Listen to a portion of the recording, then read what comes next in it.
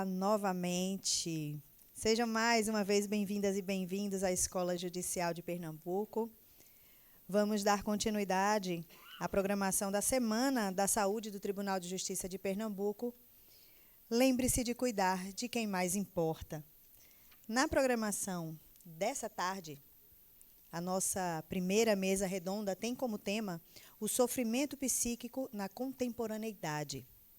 Para coordenar essa mesa, nós vamos convidar a psicóloga clínica Daniela Moroni Quirino. Seja bem-vinda, Daniela. Ela tem residência em Psicologia Clínica e Hospitalar pelo IMIP, é mestre em Psicologia pela UFPE, analista judiciária, psicóloga do Tribunal de Justiça de Pernambuco desde 2002, integrando a equipe de Psicologia Clínica da Gerência Multidisciplinar de Saúde, da Diretoria de Saúde do Tribunal. Seja muito bem-vinda. Por gentileza, você comanda os trabalhos a partir de agora.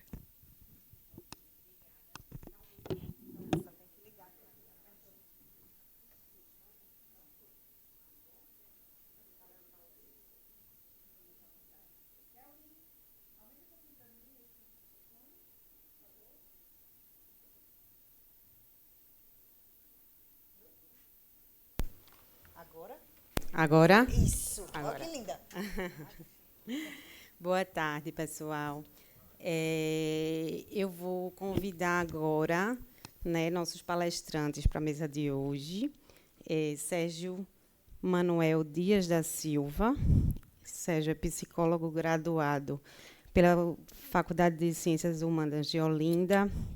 Ingressou no Tribunal de Justiça em 2022, integrando a equipe de Psicologia Clínica da Gerência Multidisciplinar de Saúde e da Diretoria de Saúde do Tribunal.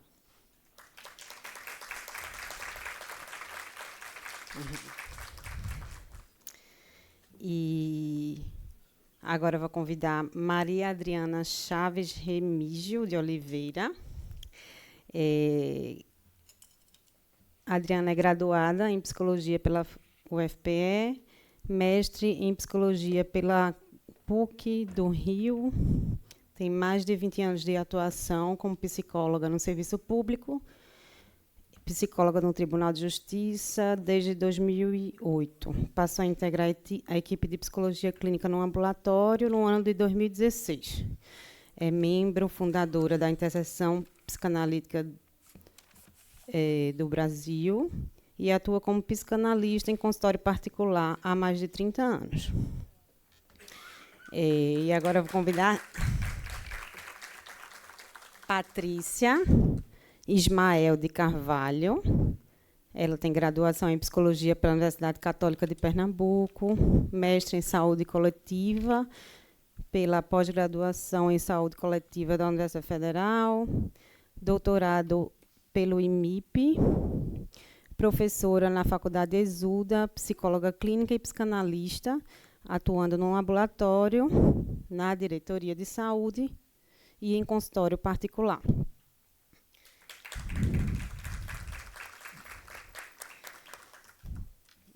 Sérgio vai falar a palestra dele tem como tema exaustos, correndo e dopados, né? Eu queria começar perguntando por que cada vez mais exaustos, dopados e não paramos de correr. Ok, boa tarde, gente. Boa tarde, pessoal da mesa. Dani, obrigado. Antes de mais nada, eu acho que eu vou preferir ficar em pé, falar ali. Eu acho mais confortável.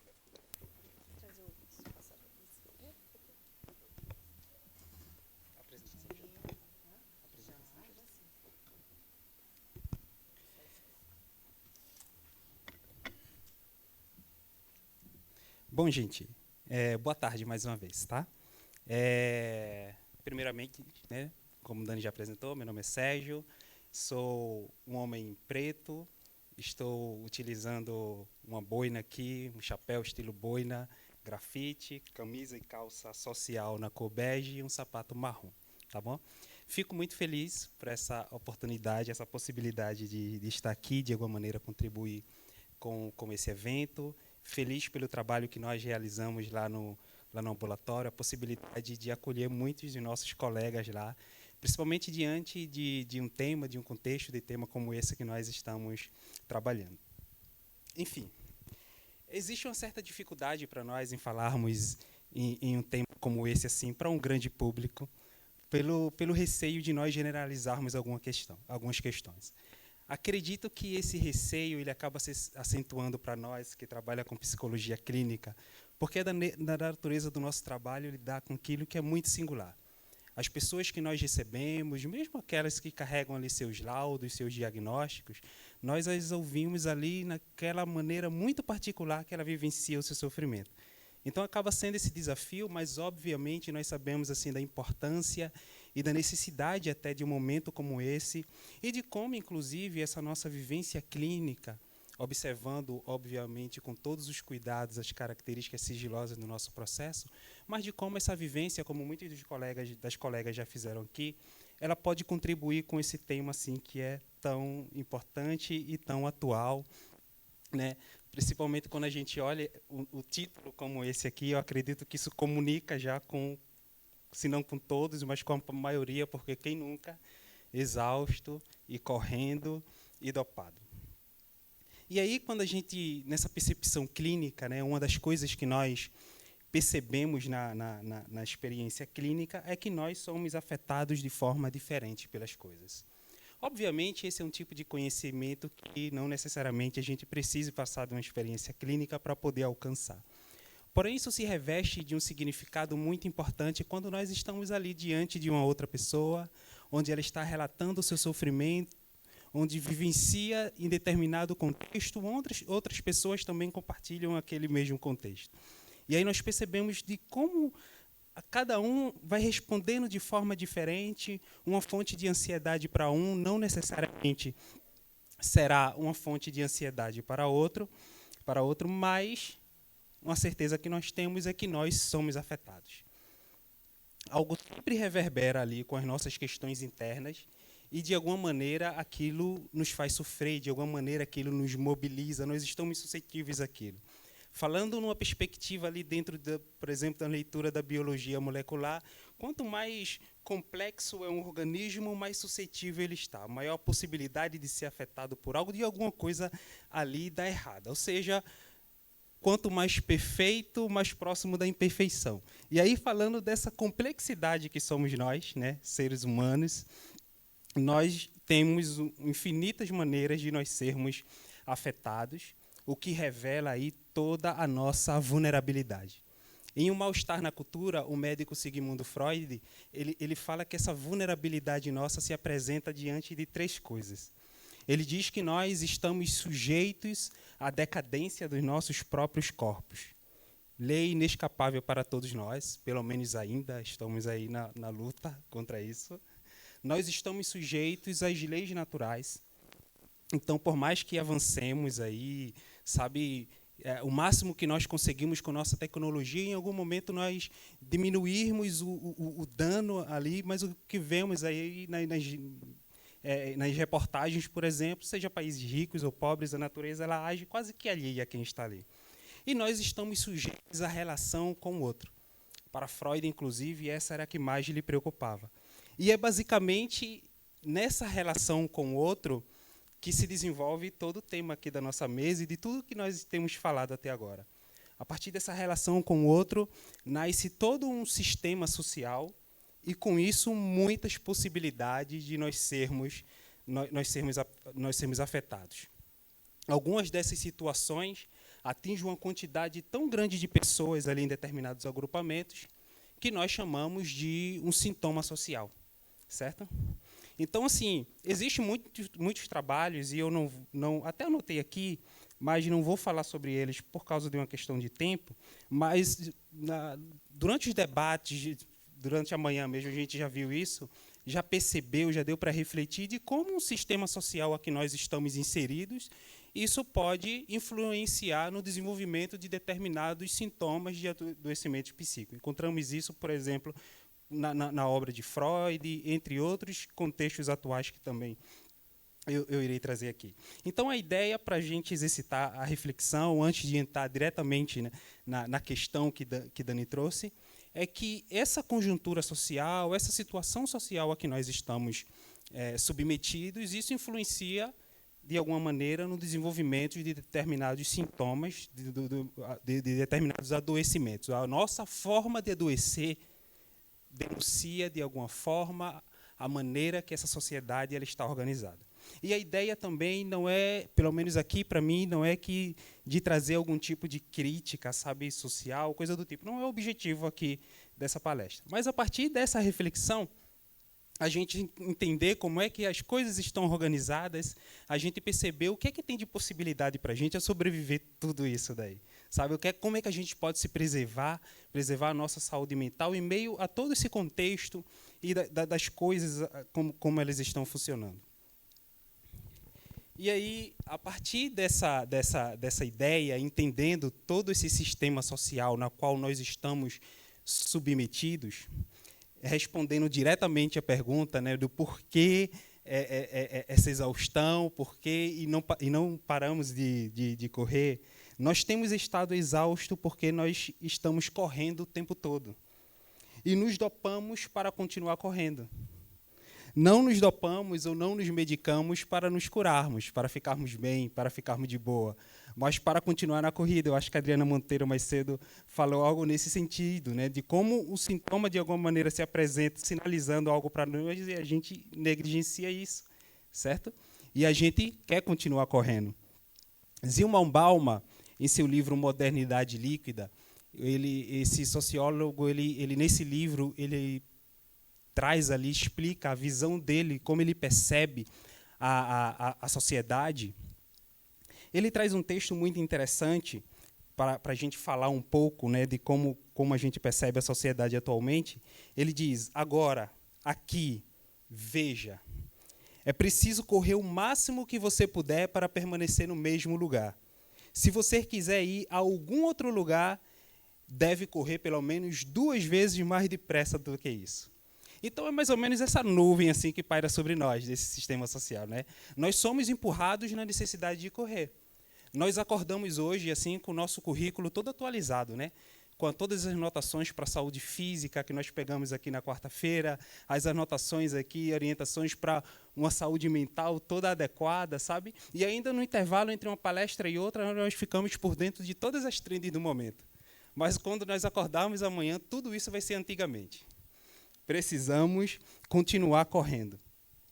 Em uma outra parte ainda desse livro de Modernidade Líquida, Bauman, para explicar o que para ele era essa característica líquida da sociedade, ele traz um texto que eu faço questão de ler na íntegra, pela proximidade que tem com toda essa fala que eu estou trazendo aqui, que diz: interrupção, incoerência, surpresa são as condições comuns da nossa vida. Elas se tornaram mesmo necessidades reais para muitas pessoas cujas mentes deixaram de ser alimentadas por outra coisa que não mudanças repentinas e estímulos constantemente renovados. Não podemos mais tolerar o que dura. Não sabemos mais fazer com que o tédio dê frutos. Assim, toda a questão se reduz a isso. Pode a mente humana dominar o que a mente humana criou? Bom, isso introduz perfeitamente o que é essa característica, o que é ser líquido, certo? Na sabedoria popular, que acaba traduzindo muito bem todos esses conceitos técnicos, filosóficos em que nós somos acostumados, diz que as coisas hoje em dia não são feitas mais para durar. Perfeito, não é isso? Traduz. É isso porque precisa ser leve, não pode ser densa. Um momento como este aqui seria maravilhoso se fosse alguns rios de 15 segundos, né? Pelo menos nós tivéssemos a possibilidade de acelerar. Imagina em cada poltrona aí tivesse essa funcionalidade de, dependendo da cadência de cada palestrante, a gente 1,5, 2 vezes, certo? Uma sugestão, inclusive, para a equipe da SMAP. O que dura é tedioso. E como fazer o tédio dar frutos? Percebam que toda essa exigência, essa questão, não foi algo que eu e você decidiu, acordamos hoje, vamos fazer isso, ou não foi nenhum decreto presidencial. É o que é. É o que está posto. Começamos a ter essa necessidade, a ser alimentados por essas mudanças repentinas, esses estímulos constantemente renovados. Talvez algum dia a nossa espécie aí evolua para que toda essa velocidade das coisas que acontecem, isso não represente um problema para nós. Mas hoje, como é que isso nos atinge? Fadiga. É o que defende, por exemplo, o filósofo Byung-Chul Han em seu livro Sociedade do Cansaço. As demandas da sociedade atual nos colocam nessa irrefreável busca para alcançar um ideal que parece inalcançável. E é inalcançável porque é líquido. Tem a necessidade de se transformar, de mudar de forma o tempo todo, de acompanhar os cenários que estão em constante transformação. Então, sempre vigilantes, estamos sempre atentos aí aos gaps de desenvolvimento, porque se não for assim, a gente fica para trás. Dentre outras coisas, Byung-Chul Han fala que nós estamos cansados pelo excesso de positividade. Enquanto que em outra época, para ele, era a negatividade o grande problema do adoecimento, ou seja, aquilo que vinha de fora, aquilo que era estranho, que era ruim, que nosso sistema de defesa já identificava que não era bom e lutava contra aquilo porque era negativo. Agora, já não é mais assim.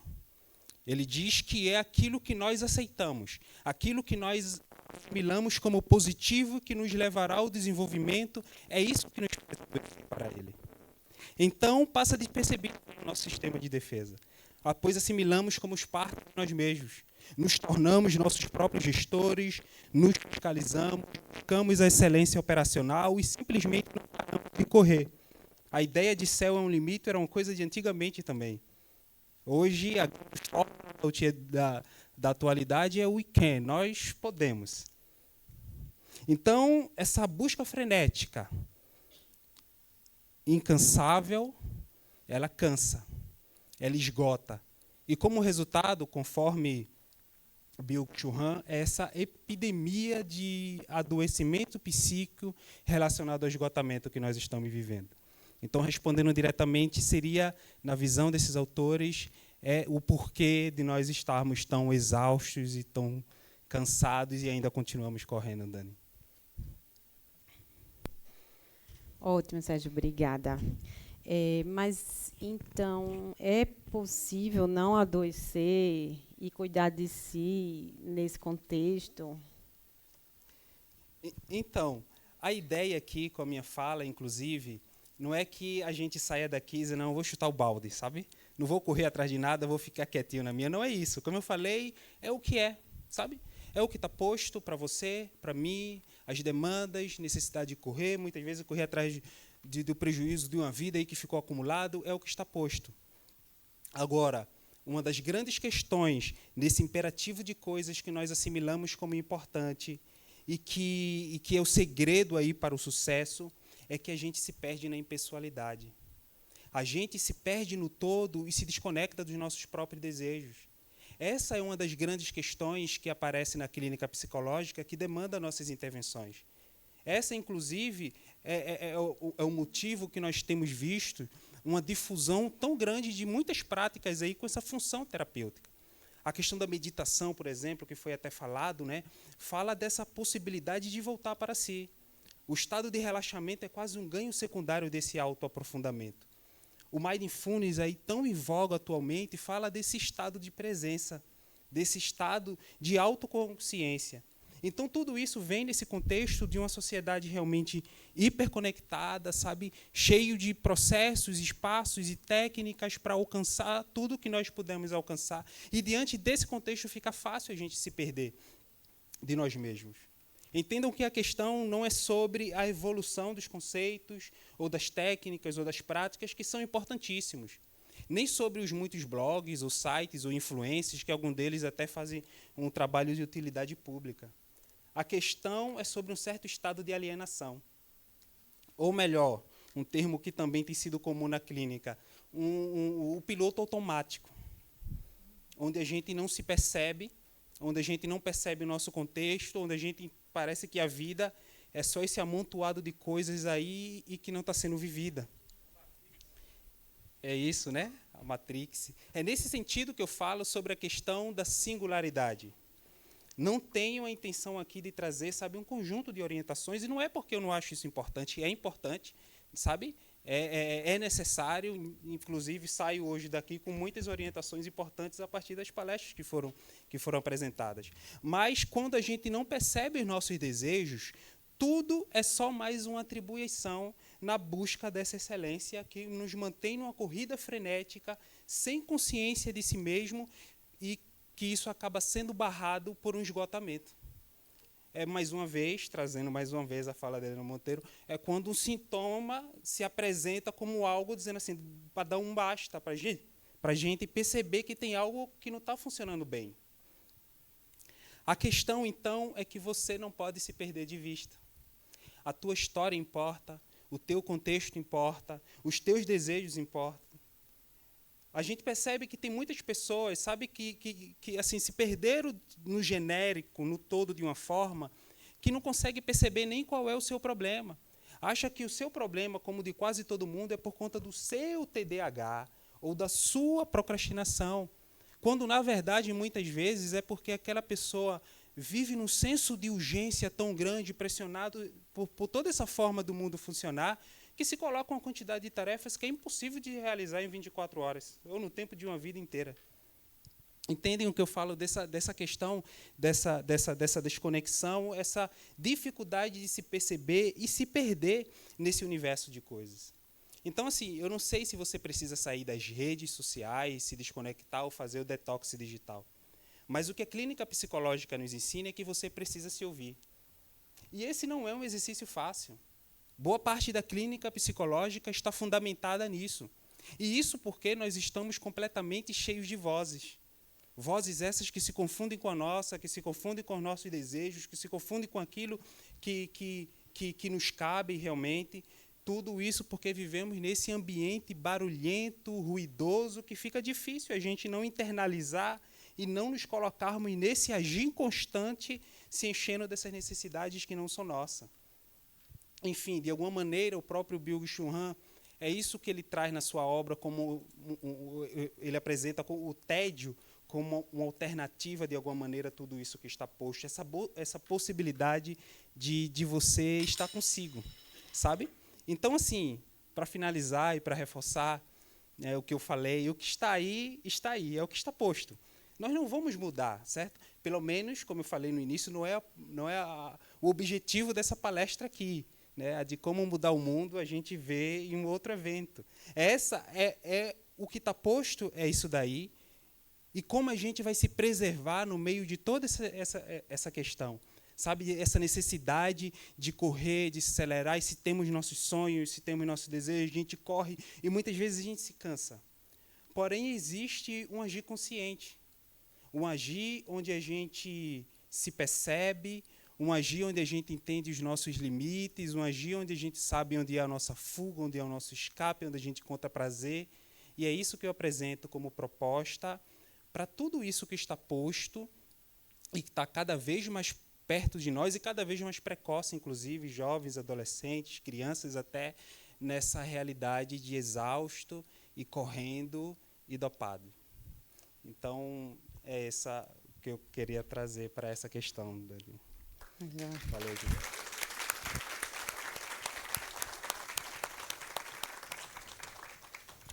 Obrigada, Sérgio. E agora a gente vai introduzir a palestra, né, que o tema é ansiedade e depressão. A gente continua adoecendo, né?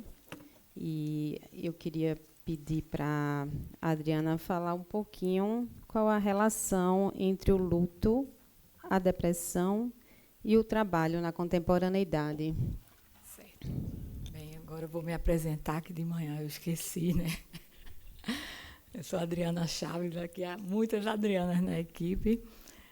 E, bem, sou uma mulher branca, morena, mais um pouquinho para morena, clara, cabelo escuro, olhos da mesma cor, castanhos escuros, cabelo curto, uso óculos de armação marrom, né? Estou vestida de azul marinho, estatura média, peso compatível com a estatura, vamos dizer assim.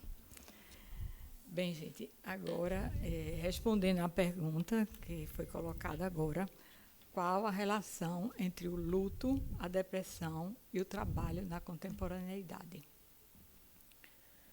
Eu não sei se vai ser possível passar o texto, porque, às vezes, mesmo que eu não leia literalmente, eu acho que para as pessoas... Eita, ficou pequenininho, não foi? Às vezes, ajuda a acompanhar a leitura. Se tiver como ampliar um pouquinho, pronto, ótimo, muito obrigada. Então, gente, eu vou começar lembrando que o luto, ele não é uma coisa patológica. Eventualmente, um luto ele pode se patologizar, mas ele faz parte da vida, é inevitável. Todos nós vivemos vários lutos ao longo da vida. E luto, a gente pensa logo, a perda de alguém que a gente amava e morreu, uma separação. Mas são muitos os outros lutos que a gente vive na vida, até um trabalho, um projeto que não deu certo, uma aposentadoria, um local de trabalho onde a gente precisa se despedir e se, vamos dizer, desconectar de pessoas que estavam ali todos os dias com a gente. Tudo isso se passa por um processo de luto, uns menos laboriosos e outros mais laboriosos e penosos. Então, o luto, ele progride paulatinamente, ele não pode ser algo momentâneo e instantâneo, né? Porque a gente vive numa sociedade que quer que tudo seja instantâneo. Então, ele precisa de tempo para cumprir seu laborioso trabalho de retirar a libido a gente chama a energia amorosa, de cada representação mental, impressão isolada, seja consciente ou inconsciente, do objeto de amor perdido, do projeto de trabalho fracassado ou finalizado, de um modo de vida deixado para trás. Freud reitera no texto Luto e Melancolia, de 1917, que é preciso que esse processo evolua lentamente, imagine se ele tivesse dito hoje, né? Passo a passo, para que depois, só então, toda a energia mobilizada para realizar esteja livre, realizar o luto, né? Esteja livre para o viver, para ser investida em outras escolhas amorosas, outros projetos de vida, outros projetos de trabalho. Então, veja só o que é que Freud diz em 1917, né? Então, são as pessoas que estão sempre à frente de seu tempo. Curiosamente, no caso do luto, embora ele implique graves desvios do comportamento normal, nunca nos ocorreria considerá-lo um estado patológico e tampouco encaminharíamos o ilutado ao médico para tratamento, pois confiamos em que, após determinado período, o luto será superado e considera-se inútil e mesmo prejudicial perturbá-lo. Então, e hoje a gente quer tratar, basta estar triste, a gente quer tratar, porque a gente tem que voltar logo. A gente não pode perder tempo. Time is money, né? Há tempo atualmente para o luto, quando somos obrigados e nos obrigamos a ser sempre funcionais. Perseguimos a alta performance, o alto desempenho, a superação de metas, a celeridade. Porque isso está na cultura atual, né? A gente vive a cultura da alta performance. Então, ao mesmo tempo que a gente vive uma cultura que tem um discurso de inclusão, lembrando agora da fala de Adriana Mello e Fabi, mas é uma cultura que insta você a todo momento a ser uma pessoa de alta performance. E aí, como é que fica aqueles que podem ter uma outra performance muito valiosa, mas não se enquadra exatamente nesse modelo da alta performance? Então, não há tempo, né, hoje, atualmente, para vivenciar os lutos que inevitavelmente surgem ao longo da vida. As tristezas inerentes ao próprio curso da vida, acontecimentos que eventualmente nos lentificam, pois temos que reagir de imediato e voltarmos a ser proativos o quanto antes. Se preciso, para tanto, fazemos uso de farmacológicos. Farmacológico pode ser diversos, né? Desde o Doflex para dor nas costas, eu me lembro, estou falando, medicações psicotrópicas, contanto que possamos logo retornarmos à funcionalidade. Muitas vezes sem buscar um espaço onde possamos ser escutados ao falar da dor da perda, da tristeza que nos invade e do vazio que nos espreita, inevitáveis da condição humana. O luto não cumprido, o conflito não elaborado, desaparece sem deixar rastros, vestígios. Esse luto que a gente pula, parece aquele negocinho, quando a gente está vendo um negócio no YouTube, a gente bota pular. A gente vai pulando esses momentos da gente, para ir adiante, acelera. Então, é provável que esse sujeito que não teve o tempo para elaborar a perda de um ente querido, o fracasso de um projeto de vida, um trabalho que deixou para trás, venha um tempo depois a adoecer, apresentando diversos sintomas, irritabilidade, insônia, fadiga extrema, ansiedade, depressão, né, dependendo do contexto, o burnout. Então, na contemporaneidade, somos levados a ser sujeitos do desempenho, da alta performance, muitas vezes acometidos por alta cobranças implacáveis, porque a gente fala muito da cobrança da instituição. Ela existe, ela pode ser cruel, pode. Mas existem as autocobranças, que são implacáveis. E essas, muitas vezes, são muito mais difíceis da gente se defender delas, por incrível que pareça. Então, Sérgio até falou ali que não há espaço, né, para o tédio que frutifique, né, me lembrei do Domênico Masi, que fala do ócio criativo. Não há esse espaço, mas nem para as crianças. É como se uma atividade tivesse que ser substituída por outra. As crianças não podem mais ficar sem fazer nada. Elas são instadas a fragmentar a atenção dela diante de múltiplos estímulos. Uma vez eu cheguei na casa de uma pessoa, tinha muitos brinquedos espalhados assim na sala, num espaçozinho, com a televisão ligada, e ela me perguntou se eu achava que o filho, que ali eu acho que estava com uns 3 anos, tinha déficit de atenção. Eu olhei, eu digo, meu Deus, como é que ele pode estar focado? Tinha uns 10 brinquedos espalhados num tapete e a TV ligada num desenho animado.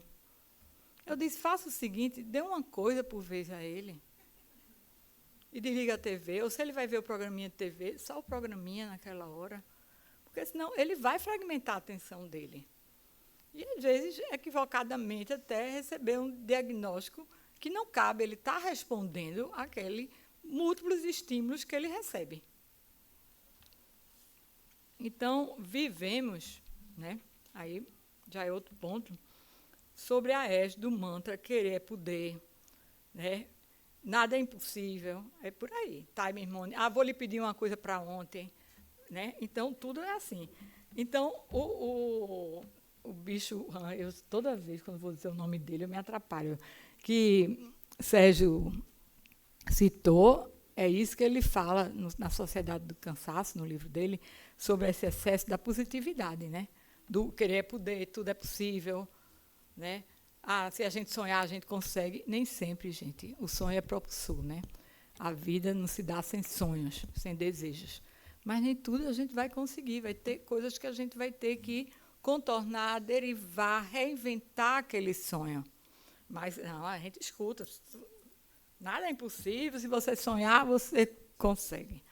Então, esse mantra, por demais repetido na pós-modernidade, que tem por efeito sujeitos que não conseguem lidar com as frustrações inerentes à vida, a impotência própria de cada um com a falta que ele constitui. Todos nós, né, temos nossas impotências. Ela é da condição humana. Né? Não temos habilidades para algumas coisas e para outras não, e aceitar um pouco isso. Né? Essa aceitação não é simplesmente se conformar, claro que a gente vai tentando sempre se superar, mas vamos ver o que é possível. Então, somos abatidos por um suposto fracasso. Pelo nada é possível. Contrapartida do nada é impossível. Nada é impossível. É quando você não consegue algumas coisas, você já acha que nada é possível e fica invadido por um sentimento de desvalia, o que culmina, muitas vezes, em quadros de ansiedade ou depressão. Outro ponto a comentar é a falácia do empreendedor de si, impacta fortemente no sujeito contemporâneo. Você não é mais um sujeito existindo num mundo, pertencendo a um grupo, a uma classe de trabalhadores. Essa coisa hoje empresário de si, PJ, MEI. Então, a coisa do pertencimento, que as meninas falaram mais cedo, que é tão importante, onde você se reconhece, se inscreve simbolicamente, vai se perdendo. Você é um corpo empresa, um corpo máquina. Você não consegue mais nomear quem lhe explora, o que lhe afeta. É difícil encontrar um espaço onde sua fala tem lugar. Parece o fim de uma voz que pode se articular a outras vozes.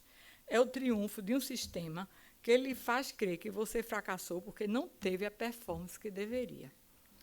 Quanto aos profissionais liberais, antes tinham seu trabalho reconhecido e valorizado pela qualidade do mesmo, né? E aquela velha história do boca a boca. Mas eis que, de repente, se não estiverem nas redes sociais e divulgarem seus supostos méritos e a qualidade do seu trabalho, com o suporte, muitas vezes, até de profissionais especializados em mídias, seu trabalho pode deixar de ser reconhecido ou valorizado como outrora. Então, a gente não está enfrentando só avanços tecnológicos, né? Não é só isso. A gente está enfrentando mudanças civilizacionais, culturais, perdas de referências culturais antes consolidadas, que incidem profundamente na subjetividade de cada um de nós. Há um engendramento pela sociedade de consumo, né?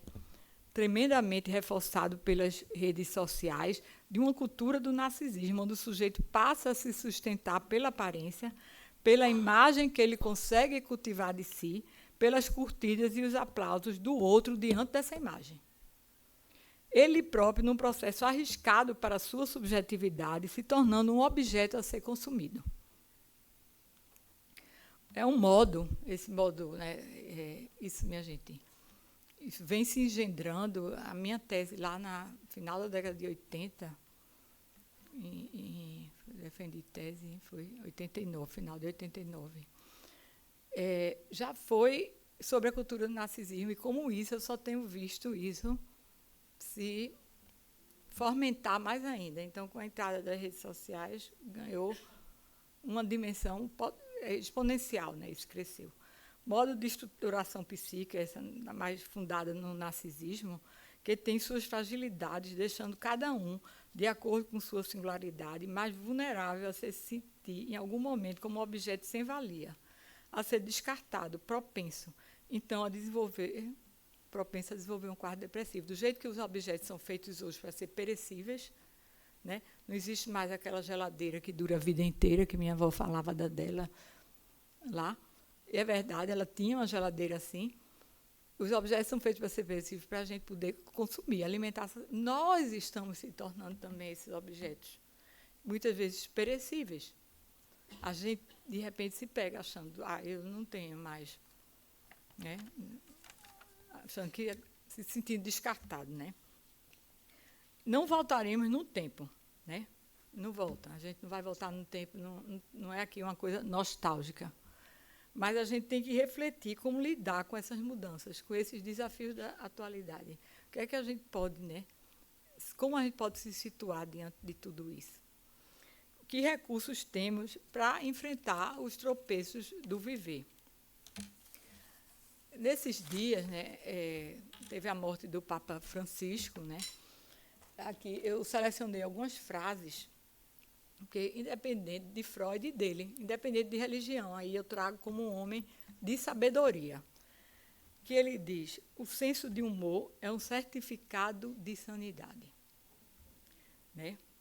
Então, Freud tem um trabalho só sobre os xistes, né? Porque é a gente poder rir dos nossos tropeços, né? Poder rir das nossas...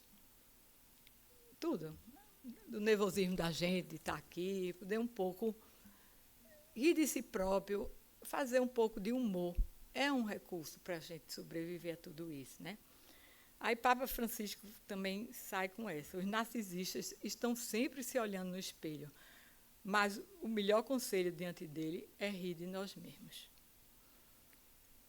Freud diz: o humor é uma das formas mais elevadas de defesa do ego.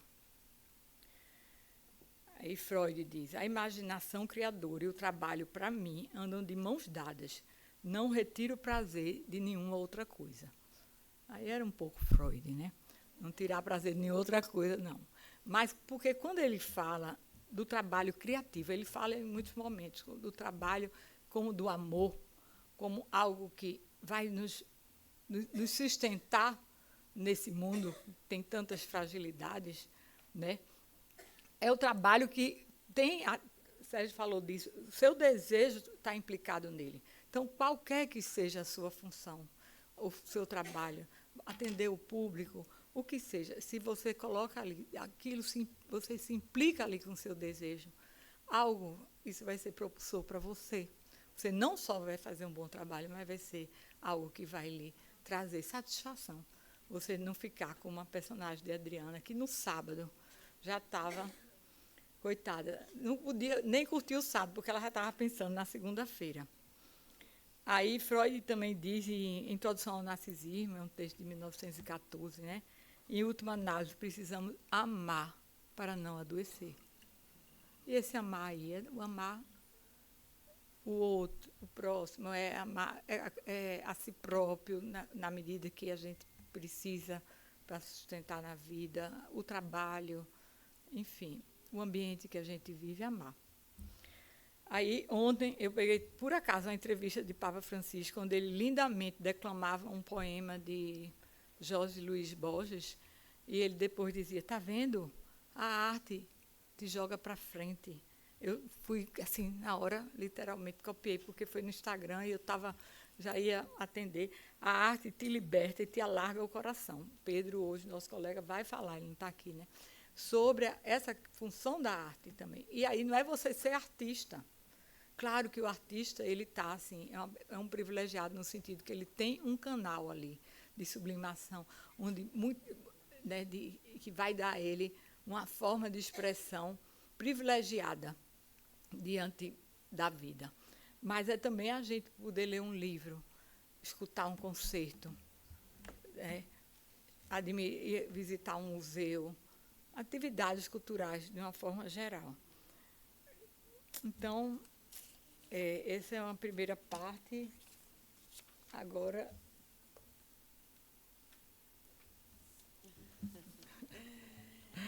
então, gente, obrigada, Adri. Alô? Obrigada, Adriana. Agora, eu queria que a pergunta seria, você explorar um pouquinho, você já falou, né? Qual o papel das redes sociais nos quadros de ansiedade e depressão atualmente? pronto. Agradeço também, se o texto puder ser colocado. Porque eu não sei se eu sou muito visual, eu mesmo, quando estou assistindo, eu gosto, quando estou lendo, Então, gente, as redes sociais, a meu ver, hoje, elas têm um papel decisivo também para engendrar quadros de ansiedade e depressão, né? E se nós, adultos, né, que estamos aí já uma boa travessia, né, e não fomos nativos das redes sociais, né, muitas vezes somos capturados ali pelas redes sociais, pelos ideais impossíveis, vidas maravilhosas, né, de novela, corpos, beleza, tudo isso. Imagine isso, uma criança, um adolescente. Isso tem impactado muito para eles.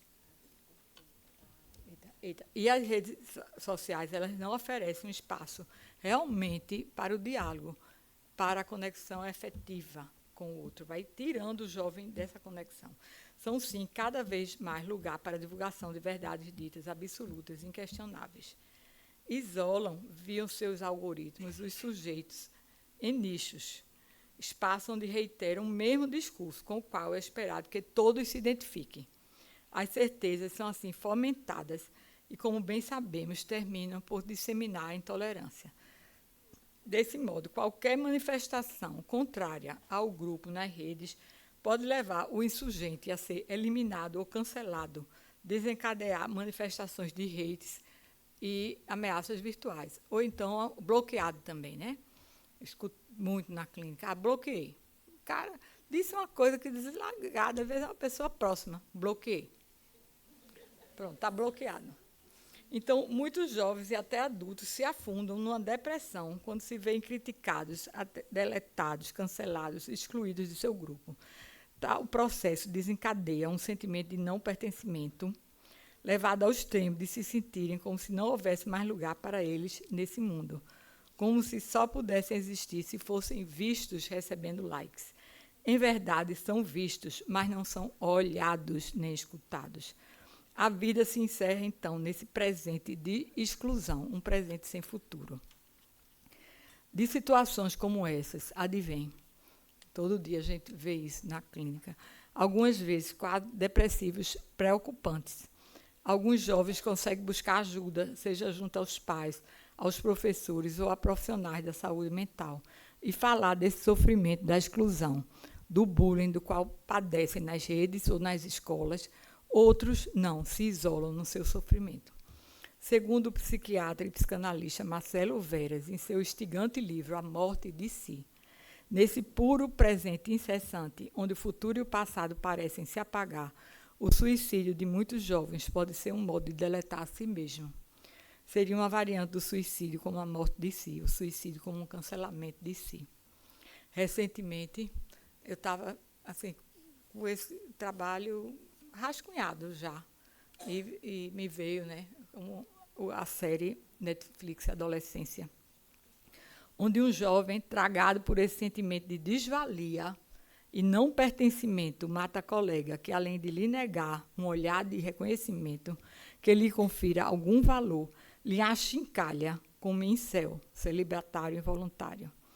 Um incapaz de ser desejável para um outro, de vir, no futuro próximo, viver sua sexualidade. Sem encontrar uma saída para esse lugar estranho, escuro, de negação de seu ser, mata a colega num ataque de fúria. Tenta destruir, a meu ver, esse espelho que não lhe devolve uma imagem a ser aceita e amada. E sim, lhe entrega o desprezo e a rejeição. Destrói essa imagem de si que lhe causa horror, podendo, parece-me, em contexto similar, ter matado a si próprio, por não se reconhecer mais como tendo um lugar na cena do mundo. Acho que muitos suicídios hoje de adolescentes passam por aí. São eventos traumáticos que podem causar uma quebra da unidade narcísica. E o adolescente, nós estamos vulneráveis a isso, mas o adolescente mais ainda, porque ele está num processo de travessia, de muitas mudanças, mudança na imagem do corpo, a chegada da sexualidade. Então, ele está muito vulnerável a ter essa quebra da unidade narcísica. Como se a imagem que o sujeito tem de si, de sua relação com o outro, se desconfigurasse. Envolto na escuridão desse apagão, ele passa ao ato, né? No caso dele, matando a colega, foram 2 casos próximos na Inglaterra, em lugares bem diferentes, mas na Inglaterra, que levou o diretor do filme, o roteirista, a produzir a série. Ele não conseguiu buscar ajuda a tempo e ninguém percebeu o sofrimento atroz no qual ele se afundava, fazendo desaparecer seu potencial e talentos para uma vida futura. As redes sociais promovem, paradoxalmente, o isolamento e não a troca com o outro. Não promovem isso. Cada um deverá se manter nos limites de um nicho determinado. Quem faz parte de um grupo nada deve curtir de quem integra o outro grupo. Se curtir, está frito. Tudo que é bom está aqui nesse grupo a qual pertenço e me identifico. O mal está no outro grupo e, dependendo, precisa ser exterminado. O sujeito termina reduzido a um traço. Os negros, os homossexuais, os nerds, os incels, os amarelos. Reduzido a um traço, a ninguém interessa o que ele pensa, seus argumentos, seus talentos, seu potencial único. Dessa forma, tem, então, a sua subjetividade apagada, a sua singularidade anulada. Ontem eu atendi uma paciente de 15 anos e ela falava dessa agressividade entre os grupos da escola. E ela disse que se divide em 2 grupos, populares e estranhos. E ela disse, eu não sou popular, porque eu não sou extrovertida, eu não vou ser nunca o grupo popular, mas eu não quero, Adriana, estar no grupo do estranho. E ela diz que a turma se coisa entre popular e estranho. Na forma dela, ela me dizia, eu não quero ser apagada por essa... Ela usou, inclusive, a palavra marca. Ela disse, eu não quero essa marca. quer dizer, ter a sua subjetividade exatamente apagada. O que é que ela tem? Uma menina sensível que está ali na sessão, como ela fala bonito do que se passa por ela. Né? E o que eu noto também, falar rápido, mas é porque está me vindo, porque aí as meninas falaram desse diagnóstico, dessa redução que o diagnóstico faz. E aí, muitas vezes, o próprio paciente, ou então os pais de uma criança, chegam e dizem assim, eu sou TDAH. Eu sou. Aí eu digo, não. Veja, aí eu vou e digo, sim, mas eu acredito que você é muito mais do que isso. Me fale de você, quero saber mais. Ou então, as próprias mães vão logo dizendo, e eu digo, não, então me fale dele. Para além desse diagnóstico, né, ele é muito mais do que isso. Freud, no seu trabalho Mal-Estar na Cultura, fala do narcisismo das pequenas diferenças, quando um grupo se sustenta e se mantém coeso devido à oposição ao outro. Polarização que leva sempre a atos de agressividade, a tentativa de exterminar o outro, nem que seja simbolicamente, vilipendiando, deletando, cancelando. Me lembrei agora das brigas até de torcidas, né? Fora as brigas de política. Essa polarização, todo bem está no meu grupo, e meu grupo se sustenta exatamente por oposição ao outro. Os jovens atualmente padecem da falta de palavras, há pouco diálogo, lugar onde eles possam falar e ser escutados. Pouco também se escreve, seja em diários, cartas ou mensagens de texto, porque eu fui da época da carta, do diário, entende? Cartas e cartas. A gente viajava e fazia para... Então, as palavras são substituídas por emojis, imagens codificadas. Uma exacerbação do imaginário em detrimento da mediação simbólica, que se dá via palavra. Então, os diários foram substituídos pelos stories, que desaparecem com 24 horas, desaparece do ar, né? Sem deixar a inscrição. Então, pesquisadores acompanharam como os jovens usam os smartphones, eu vi essa pesquisa, e diz que o tempo é de segundos, é curtíssimo o tempo que eles passam em cada imagem, né? Então, o imediatismo impera ao lado da oferta de uma profusão de objetos de consumo, signos da felicidade, diga-se, imperativo da felicidade, que é apresentada como plena, absoluta e fácil. Signos do paraíso prometido e nunca alcançado.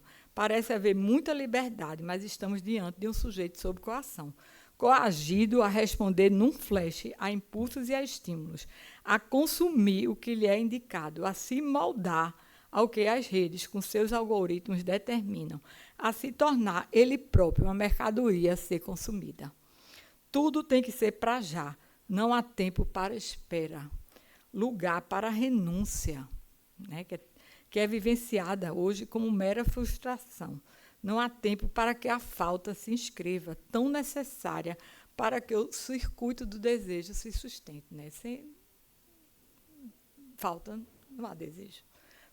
Daí decorre, muitas vezes, um vazio que o sujeito não consegue discernir a origem nem nomear, uma angústia que lhe consome e lhe sufoca.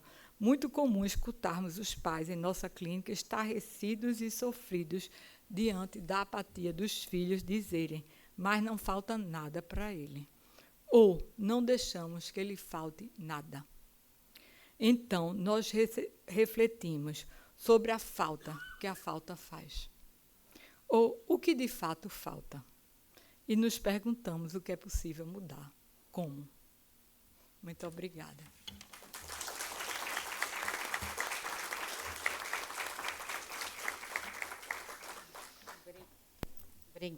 Obrigada, Adriana. E agora a gente vai dar início à fala de Patrícia, né, com o tema de saúde mental e família. Queria começar perguntando para ela qual a importância das experiências familiares na saúde mental do sujeito. Olá, pessoal. Boa tarde. Eu sou Patrícia Ismael. Eu tenho mais ou menos 1,70 m, tenho cabelos castanhos, olhos castanhos também, mais pré-escuro. Estou com um vestido bege claro, estou com um sapato marrom e também estou com um colar um pouco amarelo, um pouco marrom. Bem, é isso. Então, vamos lá. Respondendo aqui a questão que Dani trouxe, A gente vai agora um pouco entrar nesse lugar da família, né? Nesse papel da família diante de tudo isso que a gente trouxe aqui, né? Onde tudo começa. E aí, eu vou lembrar para vocês uma situação bem lá no início, né?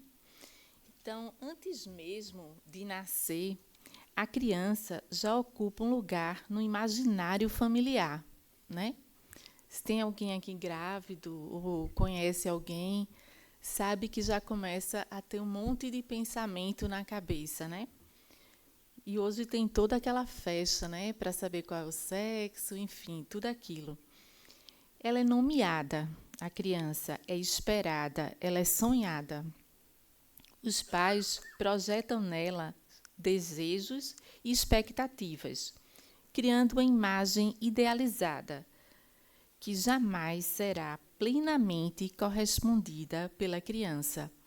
Veja como é difícil, né, para essa criança, que fomos todos nós, né, conseguir chegar perto dessa imagem idealizada que nossos pais ou quem cuidou da gente teve, né? E desde que nasce, o bebê ele começa a mostrar a sua singularidade, que foi uma palavra bastante falada aqui hoje, o seu jeitinho de ser, frustrando parte das fantasias dos pais. E aí um pai diz, não, ele parece com você, o outro diz, ele parece com você. E aí vai escolhendo, né, o que é que parece, o que é que não parece, e vai vendo que aquela criança tem um jeito próprio. Nos primeiros momentos de vida, a criança não se percebe como um ser separado daquele que cuida dela. É tão engraçado que na cabecinha da criança ela tem fome, imediatamente vai chegar a comida. Então é como se aquela pessoa que estivesse cuidando dela ali fosse o prolongamento dela. Então ela não se sente separada dessa pessoa. Segundo Lacan, é no chamado estádio do espelho que acontece entre os 6 e 18 meses que o bebê começa a criar uma imagem unificada de si.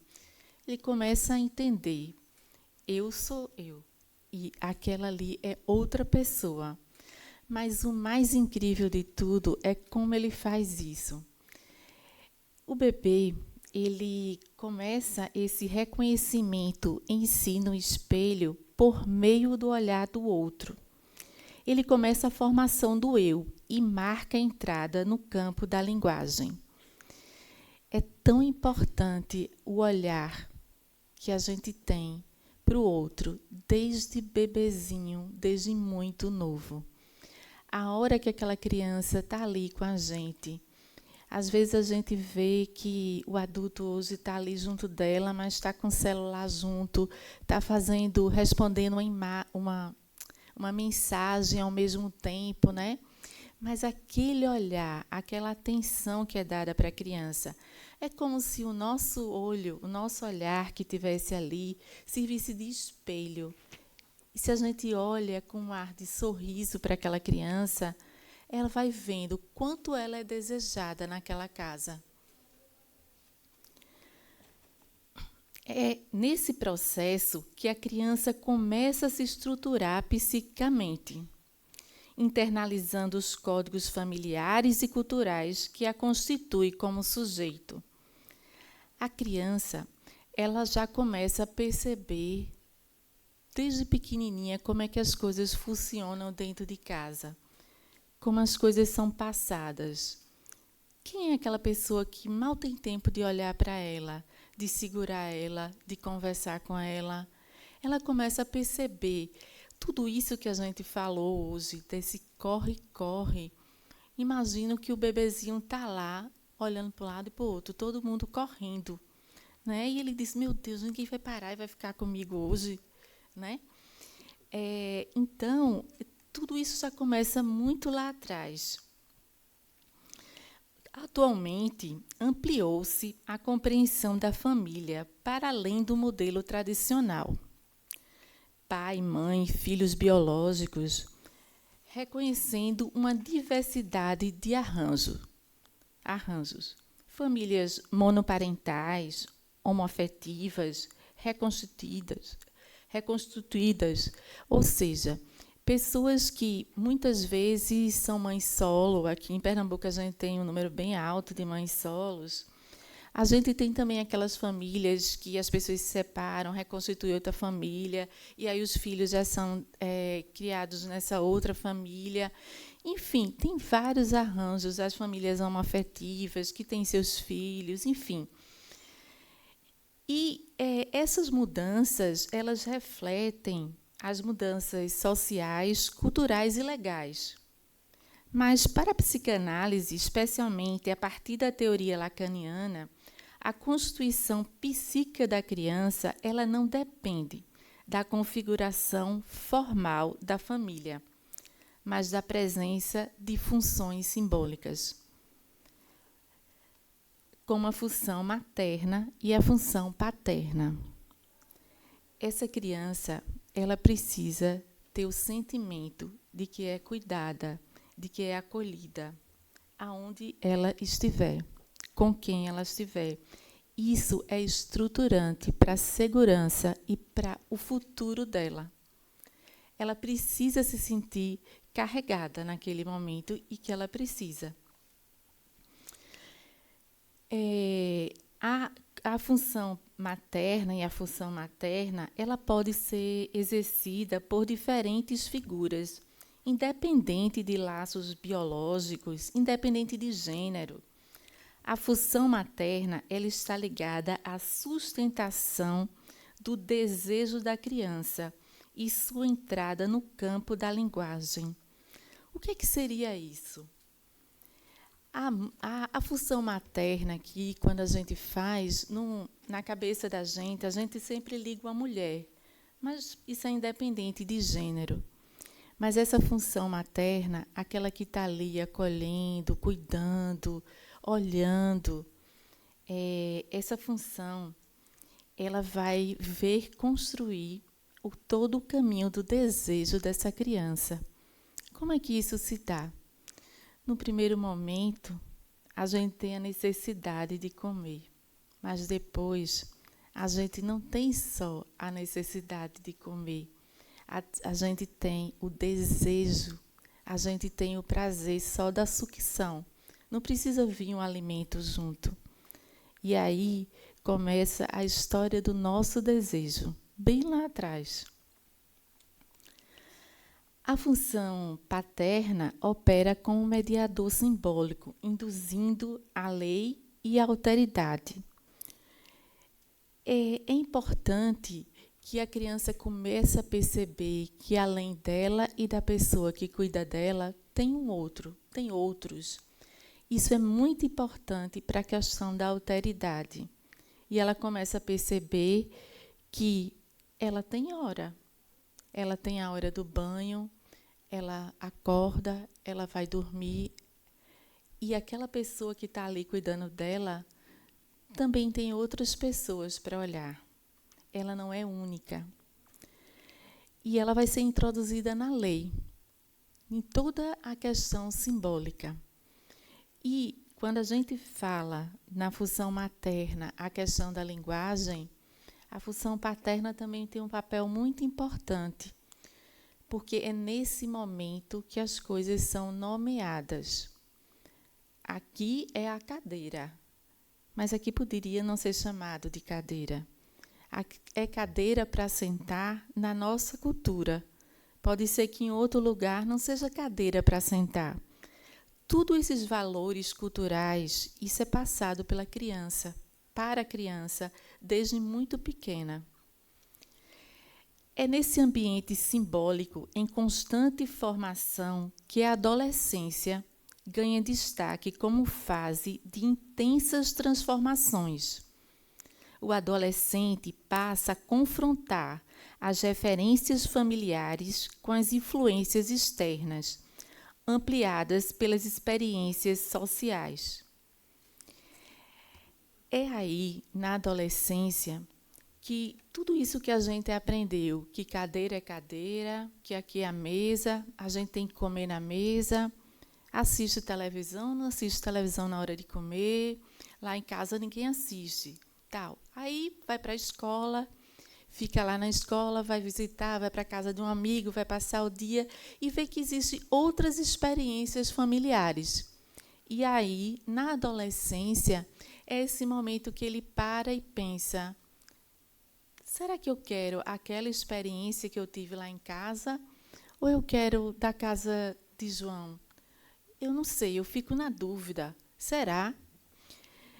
É nesse movimento contínuo de afirmação e questionamento das marcas, das experiências parentais, que leva à reinvenção de si mesmo e o reposicionamento no mundo.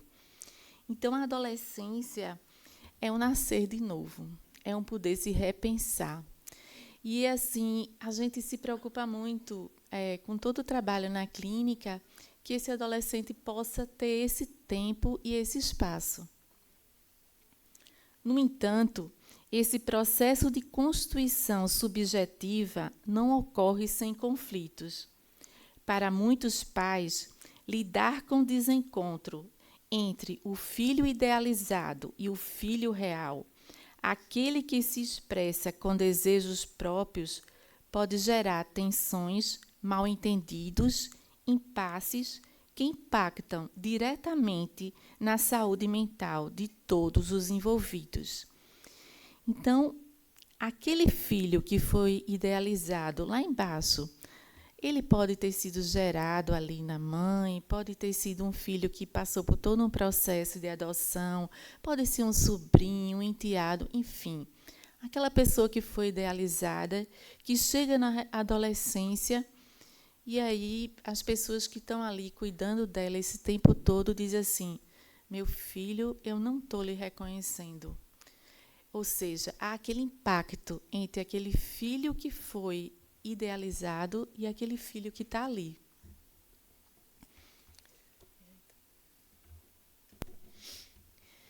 Patrícia, e de que forma as atitudes familiares favorecem ou dificultam o cuidado da saúde mental do indivíduo? E aí, o que é que vocês acham? Favorece? Dificulta? Os dois? Depende, né? Então, a família, quando ela se encontra, né, nesse contexto, ela pode exercer papéis ambivalentes, que a gente olha e diz: não estou entendendo nada. Até a gente mesmo na clínica, tem uma hora que querem que a criança vá, que o adolescente vá, tem uma hora que diz: não, eu não posso, inventa uma coisa, outra. E aí? Por um lado, pode ser um suporte fundamental à família no desenvolvimento da identidade e da autonomia. Por outro, pode ser fonte de sofrimento emocional, especialmente quando o desejo de proteção se torna excessivo, impedindo o crescimento e a transformação. Nesses casos, o sujeito pode se ver aprisionado em papéis fixos na dinâmica familiar, o que dificulta sua singularização. É muito engraçado, porque hoje a gente vê um movimento, né, das pessoas com 40 anos, sei lá, 30 anos, 35 anos, 40, na casa dos pais, né? E aí eu estava fazendo um link com tudo isso. Então, todo esse processo, ele começa lá, naquela criança, no adolescente, e muitas vezes, quando os filhos eles começam a querer sair, a querer ter essa formação da sua identidade, de ter suas escolhas, a família olha para ele e diz: mas você é aquele meu bebezinho. Não, não, você não é estudioso. Não, você é meu filho todo certinho. Como é que você está diferente? Esses são os papéis fixos. E, às vezes, a gente passa a vida toda querendo estar dentro desses papéis fixos, né? Não é fácil a gente sair e buscar as nossas próprias escolhas. O essencial é como o desejo dos cuidadores, dos pais, as pessoas que estão ali, se organizam em torno da criança, do futuro adolescente. É como ela é inserida no campo simbólico da linguagem e da cultura. Então, o mais importante, não importa se aquela estrutura da família é uma estrutura formal, o que importa é como ela escuta, reconhece, sustenta a singularidade de cada um em seu processo de subjetivação.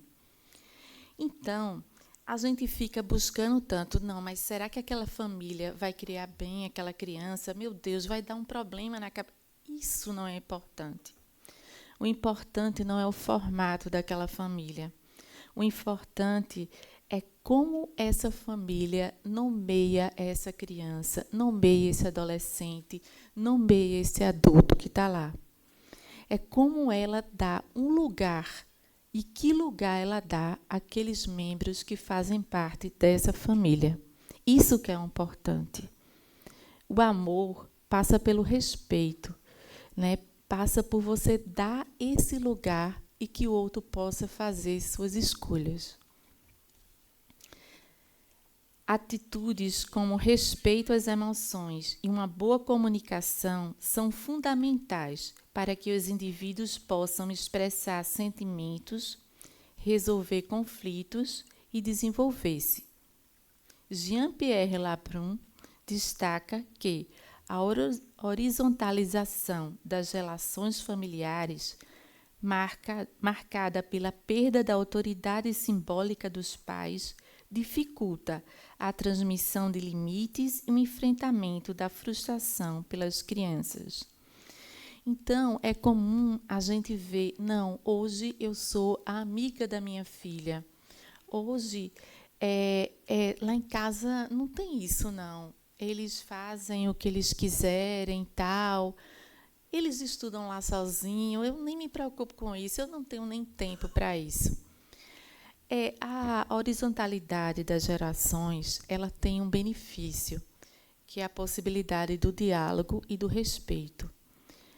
Mas na relação, sempre vai ter um que vai ser o adulto. E esse adulto, a gente espera que seja aquela pessoa com mais experiência, que seja o responsável, o que possa dar o limite. Então, essa horizontalidade hoje está vindo à tona nesse contexto de família como eu não quero frustrar meu filho, eu não quero dar limite a ele para ele não chorar, para ele não gritar, para ele não se apavorar. Eu vou fazer de tudo para ele, né? Então, isso vai bater aqui no que a Adriana tinha falado anteriormente, a falta que faz falta. A falta é o que impulsiona a gente, é o que faz a gente correr atrás, é acordar todo dia e ir atrás. Porque se a gente tem tudo, a gente está na inércia, a gente está morto, né? Então, a gente tem que ter cuidado para que essa horizontalização ela seja bem utilizada. Sim, com muito mais diálogo, com respeito à emoção do outro. Mas, assim, é importante também até deixar mais claro, tanto para a criança como adolescente, até onde ela pode ir, né? Às vezes eles estão perdidos, porque eles podem tudo. A gente tem que ter cuidado para que não seja essa mensagem a ser passada. Essa mudança, presente nas famílias contemporâneas, enfraquece as funções estruturantes do cuidado e da linguagem, centrais para a constituição do sujeito. Ele defende, Jean-Pierre Lebrun, que é crucial permitir que as crianças entrem em contato com a frustração. Ninguém vai frustrar por frustrar, não. Não, mas se a gente não tem condições de fazer aquilo, àquela determinada hora, ou de comprar tal objeto, ou de dar tal PlayStation, né? Tudo isso, a gente não pode fazer o que não pode, né? Então, ele defende que é crucial permitir que as crianças entrem em contato com a frustração, já que o erro e a decepção fazem parte da experiência de viver e são fundamentais para a formação psíquica.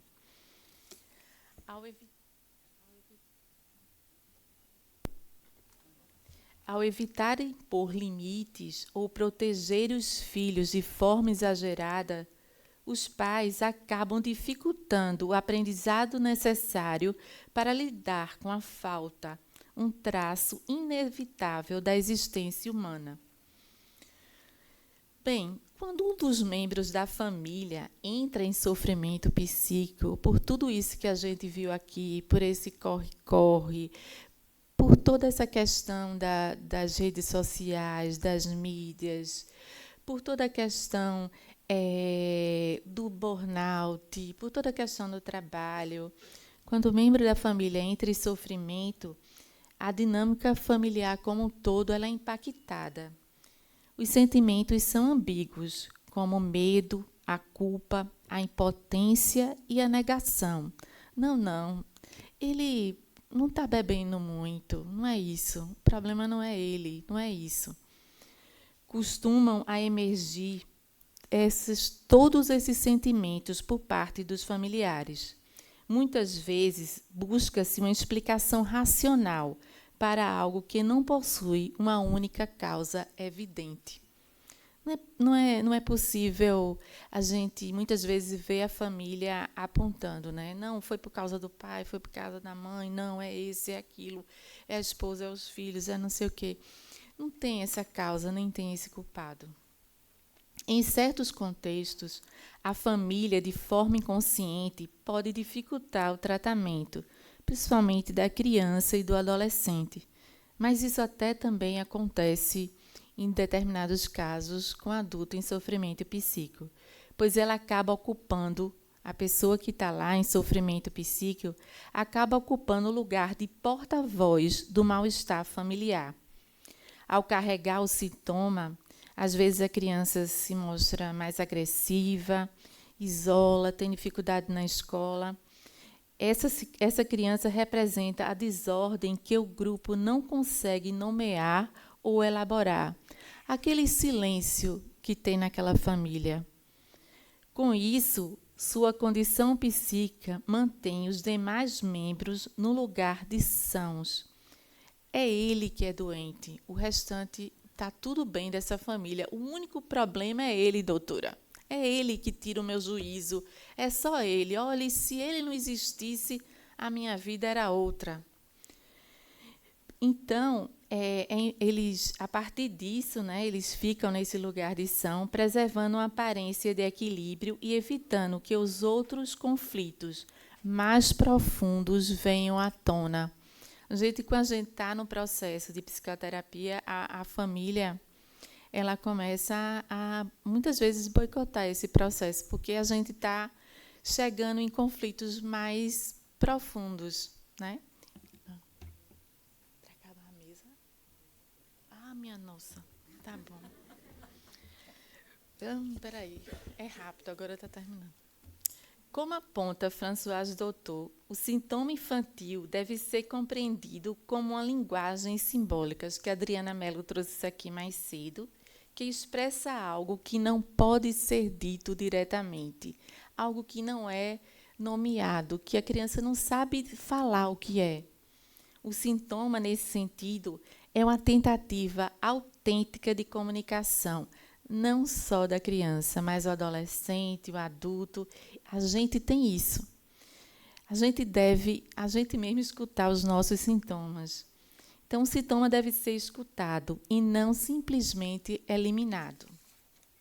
A família contribui para a superação dos estigmas em torno do adoecimento psíquico, ao assumir uma postura de corresponsabilidade do cuidado, implicando-se no tratamento, fazendo parte desse tratamento, indo ao tratamento. A família precisa ser escutada, incentivando a convivência social e reconhecendo que o sofrimento psíquico não anula os desejos, os direitos e a singularidade do sujeito. Essa ressalva aqui é porque há tempos atrás, há mais ou menos 30 anos atrás, isso era um problema, porque as pessoas que tinham sofrimento psíquico, elas eram excluídas da sociedade, eram internadas, não tinham direito de fala, perdiam seus direitos e desejos. A saúde mental dos sujeitos não se constrói de forma isolada, mas em constante diálogo com os vínculos afetivos e simbólicos que o sustentam. A família, longe de ser apenas um cenário de convivência, constitui um campo estruturante de subjetividade, onde escutar, simbolizar e reconhecer o outro são atitudes fundamentais para o cuidado psíquico. O acolhimento das diferenças, a sustentação das funções simbólicas, como a gente falou, a função materna e paterna, e o reconhecimento da linguagem do sintoma. Por que aquela pessoa que convive comigo está tão agressiva ultimamente? O que é que está acontecendo? O que é que ela está sentindo? São aspectos centrais para promover um ambiente familiar favorável à saúde mental, especialmente em tempos de mudança nos modelos de autoridade e nas configurações familiares.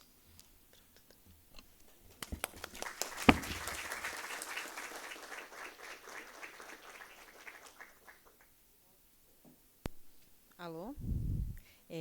Gente, eu queria agradecer, né, a todo mundo, né, que está aqui presente. Agradecer à mesa, né, Patrícia, Sérgio e Adriana, pelas colaborações bem atuais e didáticas, certo? Me desculpar pela questão do tempo, não consegui administrar direitinho aqui o tempo, né? Eu ficava, olha o corre-corre, eu ficava tentando pensar o corre, mas é preciso um tempo também para até entender com calma, elaborar todo o conteúdo, né, da mesa. Mas eu queria também me disponibilizar, né, todos nós aqui, a gente atende no ambulatório, né? Se alguém tiver alguma questão mais assim singular, né, e quiser uma escuta, a gente está disponível, pode ligar para marcar, certo? E acho que é isso, encerrar a mesa, agradecer. Alguém quer falar mais alguma coisa? Acho que a gente teria 5 minutinhos só. Ou ainda tem? Pronto. Exatos 5 minutos. Se alguém quiser fazer alguma pontuação, fica aberto os exatos 5 minutos.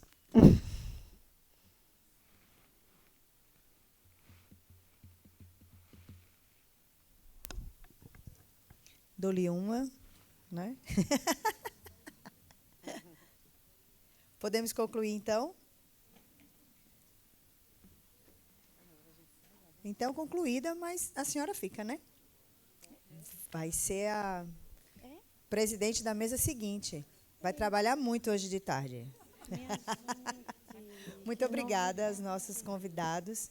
Muito grata. Obrigada.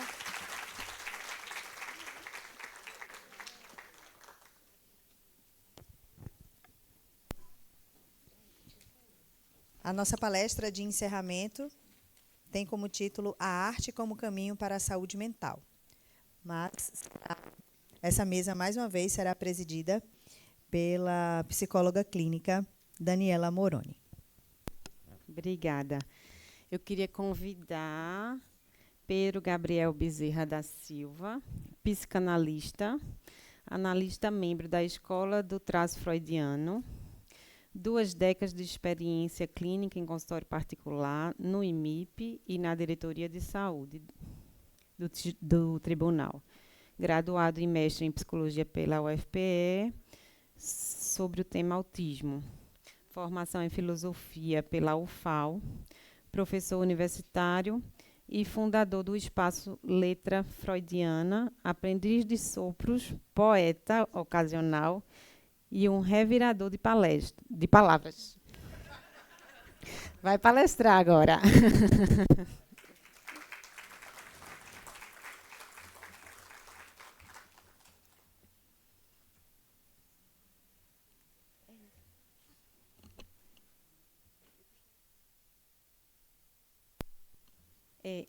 O microfonezinho, ele prefere ficar em pé. Ah.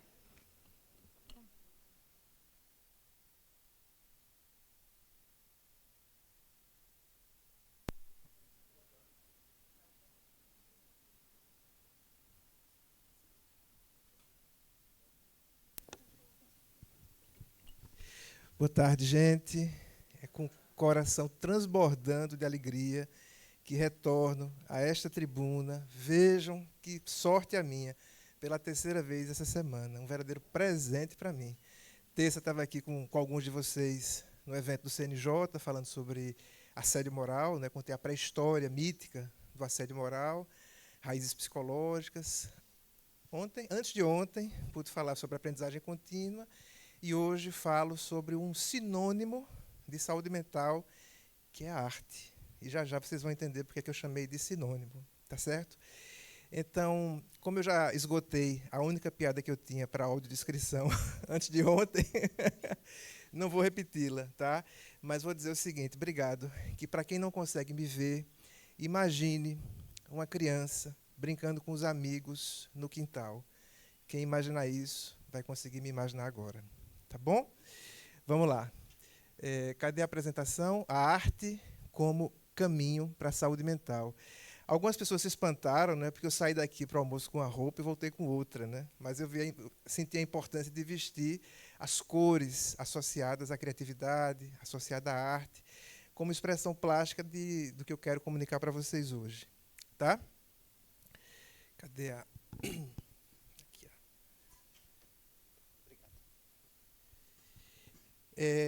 Eu comecei a palestra de terça-feira com um poema que eu gosto muito, de Manuel Bandeira, tá? Mas é só o poema que é o mesmo, a palestra é outra, tá bom? Então, quem já esteve aqui na terça vai ouvi-lo novamente. Manuel Bandeira, poeta do Recife, poeta do Brasil, poeta do mundo. Ele escreveu um poema chamado A Sombra das Araucárias, onde ele diz assim: não aprofundes o teu tédio, não te entregues à mágoa vã. O próprio tempo é um bom remédio, bebe das delícias da manhã. A névoa errante se enovela nas folhagens das araucárias, há um encanto escondido nelas, que conforta as almas solitárias. No verde, à beira das estradas, maliciosas em tentação, riem as amoras orvalhadas. Colhe-as, é só estender a mão. Ah, fosse tudo assim na vida... recusar-se à vã fraqueza, recusar-se à queixa repetida, gozar do painel da natureza. E aí ele conclui dizendo: a arte é uma fada que desencanta e transmuta todo o mau destino. Abre os teus olhos e escuta, a arte e a poesia são um dom divino. Vejam que palavras bucólicas, doces, belas. E eu perguntei a quem estava aqui na terça o que é que achavam que Manuel Bandeira estava vivendo quando escreveu essas palavras. Alguém quer arriscar? Um grande amor, alguém falou? Pronto, parece, né? Parece que está vivendo um grande amor, parece que achou dinheiro, né? Parece que subiu na balança e perdeu 3 quilos, parece que está feliz, né? Comeu um bolo de rolo. Mas, para minha surpresa, quando fui ler Itinerário de Pazaga, da autobiografia dele, e para a surpresa de todo mundo que conhece essa história, tá aqui o poema, depois eu posso dar a apresentação e vocês guardarão esse presente. Todo mundo imagina que ele estava embaixo de uma araucária como essa, que tem muito em Petrópolis, onde ele estava na ocasião da escrita desse poema. Esse poema foi publicado em 1917, em A Cinza das Horas, e escrito alguns anos antes, quando ele estava em Petrópolis. Só para eu colher aqui as reações. Quem estava aqui na terça-feira? Bom, ok. Vou ver se ainda vão se espantar de novo, né? Porque, de fato, é uma história impressionante. Quando ele escreveu isso, né, recuse-se à queixa repetida, não nutras mágoa vã, ele estava no sanatório de Clavadel, em Petrópolis, nas chamadas Terras Altas, para onde iam as pessoas que tinham tuberculose, que era chamado o mal que não perdoa, ou seja, você pegava a tuberculose e tinha só que organizar suas coisas para partir, né? Porque era fatal na maior parte dos casos. E ele não estava aqui, embaixo de araucárias, ele estava aqui, exatamente nesse quarto. entre a vida e a morte. A morte já começou quando ele chega lá, no sanatório, pergunta o nome do médico, e o médico se chama Dr. Mortimer. Eu voltaria, eu não ficaria. Tá? E ele ficou, escutou o diagnóstico de ter... Veja o diagnóstico. Viu? Hoje a gente, quando tem um diagnóstico muito grave, né, no hospital, então tem a equipe de psicologia que prepara a pessoa, né, que prepara a família, existe um protocolo para a transmissão de um diagnóstico. Né? Mas o Dr. Mortimer, que não conhecia medicina humanizada, disse assim: seu Manuel, seu prontuário aqui, ó, pronto. O senhor tem lesões incompatíveis com a vida. E ele disse: eu vou morrer. Ele falou: eu não sei nem como é que ainda está vivo. Né? Foi o que ele disse.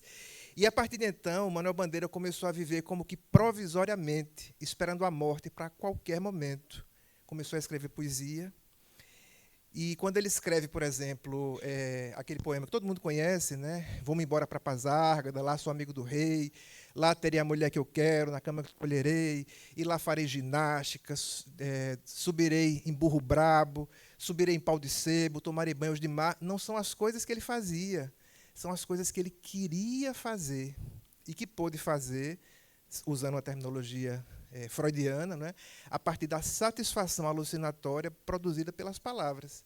Então, a poesia não era o retrato do que ele tinha, não era a coroa do que ele conseguiu, era uma maneira dele gozar, dele obter, dele vivenciar aquilo que ele jamais teria. Ele teve uma infância totalmente reclusa. Ele se diz, num certo poema, que era um menino de aquário, porque ele via a vida passando por uma vidraça, não saía para brincar, não fazia absolutamente nada, mas fez poesia. E, fazendo poesia, o diagnóstico dele foi mais ou menos em 1902, e ele vai morrer em 1968. Mais de 60 anos depois de ser desenganado pelos médicos, porque todos os dias ele sentia que, ao escrever, quando fazia uma poesia, alguma coisa dentro dele se reorganizava. E essa é a magia da palavra. Quem faz análise descobre que não existe diferença entre linguagem e pensamento. A gente tem a ideia, quando a gente não se debruça sobre esses temas, que a linguagem é o veículo do pensamento. A gente imagina que a gente pensa e usa a linguagem, usa as palavras para transmitir isso que a gente pensou. E o analisante, o paciente, ele descobre que é ao falar que o pensamento se dá. Ele descobre que pensamento é linguagem e que os limites do nosso mundo, dizia o Wittgenstein, se confundem com os limites da nossa linguagem, das nossas palavras. Então, descobrir aquilo que nos fez, aprofundarmos-nos na nossa história, encontrar novos nomes para velhas dores, significa não somente ampliar o nosso conhecimento de nós mesmos, mas enxergar uma parcela da realidade que a gente antes não enxergava.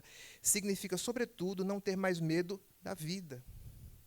E, não tendo medo da vida, e não tendo medo das palavras, a gente também não tem mais medo da morte. É por isso que as pessoas não entendem, quando Manuel Bandeira escrevia, ele falava muito em morte. Na Cinza das Horas, que é o primeiro livro dele de poesia, ele dá o pontapé inicial, ele entra na poesia dizendo o seguinte: agora que eu já contei a história de como ele chegou na poesia, vocês vão entender. Mas quem pega esse livro diz assim: meu Deus, que coisa mórbida, que coisa tão negativa, que coisa tão nefasta. Mas era ali um verdadeiro apelo de vida. Ele dizia, a abertura do livro, você abre o livro, aí já está essa lapada, assim, essa porrada, né? Já está esse susto, né? Equivalente a 2 caras em cima de uma moto de noite. Assim, né? Isso é uma coisa, né, assustadora. Ele escreve assim: eu faço versos como quem chora, de desalento, de desencanto, fecho o meu livro, se por agora não tens motivo nenhum de pranto. Meu verso é sangue, é volúpia ardente, é tristeza esparsa, é remorso vão, dói-me nas veias, amargo e quente, cai gota a gota do coração. E nesses versos de angústia rouca, assim dos lábios a vida corre, deixando um acre sabor na boca. Eu faço versos como quem morre. Quando, na verdade, eu faço versos para não morrer. Eu faço arte para não morrer. Ah, mas eu não sou Manuel Bandeira. Você que pensa. Segure aí. Tem emoções aqui nessa palestra, viu? Vamos lá. Esse aqui é o Manuel Bandeira com Vinícius de Moraes, tá certo? Como eu tenho pouco tempo, eu tinha separado os poemas, eu não lerei todos, mas a ideia básica, eu ia ler a Evocação do Recife, mas acho que todo mundo já deve ter escutado, lido, quando Manuel Bandeira escreve a Evocação do Recife, ele cria uma parte do Recife que não existia. Quando ele fala das queimadas de Santo Antônio, quando ele fala do seu avô Totonho Rodrigues, da empregada Tomásia, de Rosa, sua ama de leite, todos já estavam mortos. Ele, inclusive, diz isso no poema, né? Estão dormindo profundamente, ou seja, estão mortos. Mas o poema não somente os traz de volta, como os eterniza. Quando Ascenso Ferreira, por exemplo, o poeta de Palmares, ele escreve Europa, França e Bahia, que é outro poema conhecido, também não vai dar tempo de recitar, mas a história daquele casal, né, Manuel e Maria. Maria, ela vê os navios passando na costa do Recife, e aí ela vê que são naus muito pequenininhas e que cabem na mão. E ela acredita que ela vai conseguir pular no mar e pegar uma nau daquelas para colocar no bolso. E Manuel, que era mais experiente, sabia no que ia dar, foi atrás dela. Maria, não vá, pelo amor de Deus. Morrem os dois afogados. Né? Esse poema ele tem um fundo real, né? Isso aconteceu. E ele termina o poema dizendo que o mar é um boi lambendo dois corpos mortos. Quando ele escreve esse poema, ele acrescenta ao mar do Recife ondas que ele não tinha. Ele completa a vida, ele insere algo de novo na vida. Aqui o Ascenso Ferreira, tá? O Ascenso ele tem um poema, já que eu não posso ler Europa, França e Bahia, que é muito comprido, eu vou recitar para vocês um que eu gosto muito, que é Predestinação, é bem curtinho. Ele diz assim, ele imagina, né, uma mãe, isso que em 1920, né, naquela época, que as moças casavam virgens. Tá? Os mais jovens anotem essa palavra, virgens, para depois olhar no dicionário. Tá? Vão se surpreender com o significado, vocês não imaginam o significado. E aí as moças casavam virgens, e aí o poema ele narra assim, um momento assim, lá na Vila de Palmares, onde uma mãe manda a filha entrar para não ficar exposta na rua e enfim, não conhecer um homem, não se apaixonar. E aí o poema é assim... Entra para dentro, Chiquinha, que no caminho que você vai, você acaba prostituta. E ela, Deus te ouça, minha mãe, Deus te ouça. Então, aqui tem A Noite Estrelada, tá? Do holandês Vincent van Gogh, ou Van Gogh, como dizem alguns, enfim. Eu chamo de Van Gogh, G-U-I, Van Gogh, né, como eu chamo. Essa peça, gente, ela está exposta no Museu de Arte Moderna, lá em Nova York. Tá uma disputa assim, entre o Museu de Nova York e o Museu de Arco Verde. Assim, os dois querem, né, a guarda da obra, mas, por enquanto, está lá em Nova York. Mas, quem sabe, não vai para Arco Verde. E essa peça ela é um primor, não somente da história da pintura, mas de toda a história da arte, por razões infinitas, que seria... Não é, muito longo tentar descrever. Para que vocês tenham ideia, existem teses de doutorado só sobre as pinceladas de azul nesse quadro. Tá? Então, assim, é uma obra muito complexa. Van Gogh ele é um artista que ele brilha não somente na história da pintura, mas em toda a história das artes. É um dos artistas mais importantes que já existiu. E essa Noite Estrelada, vejam que primor, vejam que beleza. Está avaliada, assim, não tem preço porque o museu não vende, né? Mas tem peças menores, menos importantes, inclusive recém-descobertas, de uma catalogação incerta, que tudo indica que seja, mas talvez não seja, de Van Gogh, e foram vendidas por $15 milhões. Né? Então, peças assim, pequenas, menores, de menor importância. Então, uma dessa é incalculável. E como é que vocês imaginam que Van Gogh vivia para pintar isso daqui? Para pintar isso daqui, esse é o quarto de Van Gogh, tá? O autógrafo dele ali em cima e o quarto que ele pintou, tá certo? Então, assim como Manuel Bandeira, a arte de Van Gogh, ela não nasce do Poros, mas do Penia. Poros e Penia são as duas divindades que Freud imaginou que eram o pai e a mãe do desejo, fartura e falta. Aquilo que aparece e aquilo que some são a matéria-prima do desejo humano, que é senoidal, que é incerto, que é inconstante. Falei disso na quarta-feira, né? Até brinquei com o Nilo, estava sentado aqui onde está Sérgio, né? Que é igual a um eletrocardiograma, né? Assim, é uma senoide, o desejo humano. E a arte, ela é filha da dor. Tem um samba do Caetano que ele diz, o samba é filho da dor. Então, é justamente a dimensão de incompletude, de finitude, não aquilo que a gente posta no Instagram, mas aquilo que a gente olha diante do espelho, aquilo que a gente não admite. É isso que faz a arte. A arte vem para completar aquilo que falta na nossa vida. Esse era o quarto de verdade. Quer dizer, não de verdade, né, porque isso é uma restauração, na estalagem de Arles, onde Van Gogh morou, né, se hospedou por um tempo.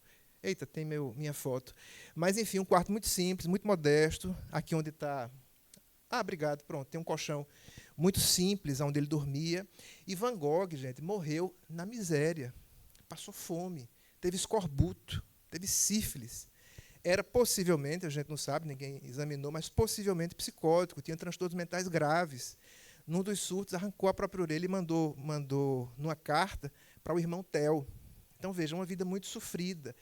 Não foi uma vida de rosas, não foi uma vida em um castelo que produziu algumas das melhores pinturas da história da arte, mas foi o que os franceses chamam de chagrin, a dor da existência. Isso que a gente tenta suturar e suplantar com rede social, com remédio, com coisas que têm uma validade muito curta e muito temporária, embora possam ser úteis, quando a gente poderia utilizar essa dor para consumir e para produzir palavras.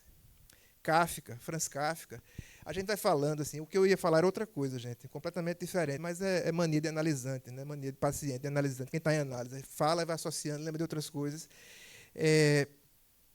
O Kafka, ele escreve no diário dele, eu li outro dia, né? Ele diz assim: para sobreviver na vida, precisamos de duas mãos. Uma para afastar todo o caos diante de nós, e a outra para escrever algumas palavras registrando o que sente o nosso coração. Vejam que coisa extraordinária. Vejam se isso não é uma maneira leiga de falar sobre um processo psicoterápico, de análise, enfim, ou de uma devoção àquilo que é belo na vida, né? Em oposição a um uso indiscriminado daquilo que é temporário, né? De tanto que a gente já falou nesse evento e também no de terça, sobre a coisa das redes, né? Da internet, enfim. Então, seguindo. Esse aí é o Charles Bukowski. Ele é russo, se não me engano. Alemão, e escreveu no diário dele, vejam que beleza, ó, estas palavras que escrevo me protegem da completa loucura. Era viciado em jogo, viciado em corrida de cavalo, viciado em todo tipo de droga que vocês imaginarem. E só não abreviou uma vida que já foi sofrida e relativamente curta, porque podia escrever. E como ele, tantos outros. Ah, mas eu não sou o Charles Bukowski, eu não sou Van Gogh, eu não sou Manuel Bandeira, eu não sou Vinícius de Moraes, que estava ali abraçando Manuel Bandeira na foto. Qual é a arte possível com a qual eu posso me envolver? Que tipo de arte eu posso produzir? Que tipo de arte comporta a minha vida? Uma vida de quem acorda às 5 da manhã, dorme 11 da noite, faz pós-faculdade, cria 3 filhos. Como? Não é? Então, há muitas sugestões possíveis, inclusive a prática ou o contato com essas artes que eu já falei, né, que Lacan chamava de artes liberais. Já eu explico direito o que é que significa. Mas há uma artesania possível e acessível a todo mundo que está aqui. E uma artesania oferecida pela Diretoria de Saúde. Olha que coisa, viu? Que chique. Vocês nem sabiam, né, que a diretoria oferecia arte. Aqui, ó. Estas palavras que aqui escrevo me impedem de enlouquecer. Essas palavras que aqui, na confidência, no silêncio da salinha, lá do ambulatório, com Marta, psiquiatra, com a gente, agentes psicólogos, não, está estranho isso. Nós, né, psicólogos e psicólogas, no Saúde Legal, enfim, todo tipo de promoção de saúde que a gente tem ali, em que a gente possibilita que, no mínimo, as pessoas falem e sejam ouvidas com carinho, com atenção, com acolhimento. Eu já trabalhei, antes de trabalhar no tribunal, em outras corporações também grandes, sabe? Nunca, em lugar nenhum, eu vi o que eu vejo no tribunal. Uma pessoa desesperada e as pessoas pararem o que estão fazendo para ouvir. Como já vi Carol, Adriana Montarroios, tanta gente, Patrícia, enfim, a gente nem se fala, enfim, né? Então, essa disponibilidade está sendo oferecida pela Diretoria de Saúde e está à disposição de todo mundo que está aqui. Tá? Então, pausa para o merchan, para o comercial, voltando para a palestra.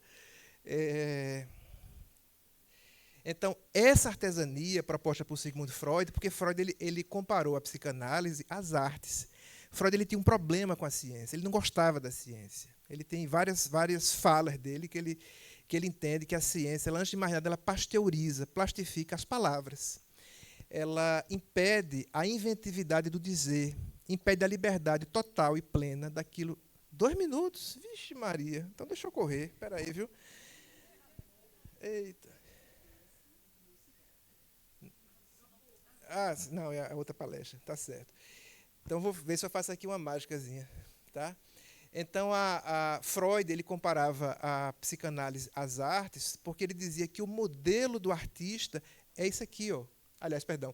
Ele dizia que a psicanálise ela se assemelha a um processo de produção de uma escultura, onde o paciente, ao falar, né, a palavra ela é cissípara, ele dizia, ela divide, ela corta, como o talho do artesão, né, do escultor. E quando o analisante ele fala, ele se livra de fantasias, como o escultor livra aquela obra que jaz escondida dentro da pedra, livra dos seus excessos. Então, Freud ele percebeu que as abordagens clínicas de sua época, elas ofereciam fantasias. Ele disse, não, peraí, eu vou tirar a fantasia e vamos ver o que é que sobra. E o que sobra é o sujeito com a sua verdade e a sua castração. Então, o modelo do poeta, diz Freud, afinal, os próprios escritores criativos gostam de diminuir a distância entre a sua classe e o homem comum, assegurando-nos com muita frequência de que todos, no íntimo, somos poetas e de que só com o último homem morrerá o último poeta. Isso é Freud. A partir de agora, todo mundo aqui já leu Freud, nem que seja um parágrafo. Tá? Na balada, pode chegar naquela pessoa e dizer assim, olha, eu já li Freud. Vai impressionar. Tá? E ele dizia o seguinte, que as crianças são o modelo dos artistas. Porque o oposto da arte é a concretude, o oposto da poesia é a concretude, o oposto da brincadeira também é a concretude. E quando a criança ela sobe no cabo de vassoura e diz que ali tem um cavalo alazão, ela está completando a falta do que tem ali. Então, a gente tem duas grandes opções na nossa existência. Não é? A nossa vida ela é uma longa espera em direção à morte. Essa é a grande verdade. Todos vamos morrer. Tá? Nem todos hoje. Tá? Ok? Era para vocês rirem, gente. Tá? A gente não sabe o dia, a gente não sabe a hora, mas o envelhecimento do corpo, o tempo que passa, os acontecimentos da vida, eles são anúncios de morte. E diante disso, diante desse trem que vem sem que a gente saiba o momento, sem que a gente saiba a hora, a gente tem a opção da queixa, a gente tem a opção da briga, a gente tem a opção da destruição, e a gente tem a opção de olhar para dentro, de olhar para frente, e fazer algo de saboroso e de intenso dos nossos dias. Fernando Pessoa, vestido na casca de Bernardo Soares, no livro do Desassossego, ele dizia, esta vida é uma estranha hospedaria, de onde se parte sempre às tontas, aonde as nossas malas nunca estão prontas e as nossas contas nunca estão em dia. A gente nunca vai estar em dia com as nossas contas financeiras, com as nossas contas afetivas, com a roupa que a gente queria usar e não cabe, enfim, com os nossos projetos. A vida é algo que anda, algo que se move, algo que se mexe. Mas é possível construir algo de belo nos nossos dias sem esperar essa plenitude que não vem. A dor, a incompletude, o fato de não sabermos quem somos e descobrirmos todos os dias. Terminou, tá. Então vamos embora. Bom, acabou, gente. Desculpa, eu sou obediente. Tchau. Bom, paciência, né? Tá certo. Bom, gente, então, a gente pensou em terminar esse dia tão produtivo, né? Mas terminou mesmo? Não, nada. É porque 10 minutos é da... tá certo, é isso mesmo. É isso mesmo. A gente pensou em terminar, tá, esse momento com uma apresentação artística, tá certo? Eu trouxe aqui nessa apresentação poesia, prosa, pintura, tinha também cinema, né, tinha um filme sobre o qual eu iria falar, infelizmente não deu tempo. Mas a gente pensou em trazer para vocês um pouco de música. Eu não sei se vocês sabem, mas Recife vive uma primavera musical já há algum tempo. Recife, que é berço do frevo, tem uma primavera de choros acontecendo, de música erudita, o conservatório nunca teve tão produtivo. A gente agora tem 2 orquestras sinfônicas, fora as bandas sinfônicas que já existem. A gente tem a de Recife, tem a de Pernambuco. E é uma ótima alternativa, né, de contato com a arte, descobrir e participar dos eventos que estão na cidade. E para vocês de presente, eu trouxe alguns dos melhores músicos da cidade do Recife. Gente que poderia estar tocando em qualquer lugar desse mundo, e de vez em quando vão mesmo. Viu? E aí eu queria chamar aqui para vocês, tá? O violonista, esse aqui, ó, eu vou chamar para vocês, é o seguinte: tem um ditado em Arco Verde que diz assim: abaixo de Deus só fulano, não tem assim? Pronto, então abaixo de Bozó das 7 cordas, só Bruno. Venha, Bruno, para cá.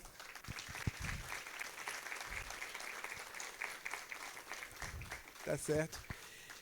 Bruno, que é da Roda do Infinito, que é, enfim, cada um tem 1 milhão aqui de projetos, não tem nem como descrever todos, né? Mas se vocês quiserem conhecer um bom choro, nas terças-feiras, na Fazendinha, Roda do Infinito, Bruno está lá, e às vezes eu estou também.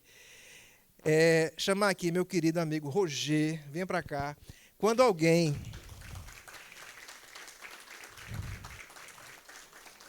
apresentar para vocês algum CD de alguma música daqui, aí, se vocês não conhecerem, diga assim: não é aquele CD, não é aquele disco que Roger toca, e 90% das vezes vocês vão acertar, porque ele está em todas, tá certo?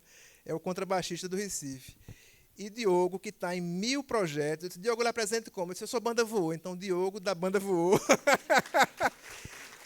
que hoje toca com o Duo Acalanto, tá? Também um excelente percussionista, tá? E eu, com o meu clarinete, que está aqui, né? Pronto. Embaixo, é melhor, né? Eu preciso da minha... obrigado. Obrigado. A gente vai fazer para vocês, gente, 3 músicas apresentando 3 ritmos populares diferentes. 3 ritmos que são fundamentalmente filhos da dor, como eu tinha falado para vocês. Tá bom? O choro, o baião e o frevo. Tá? Pronto, aqui.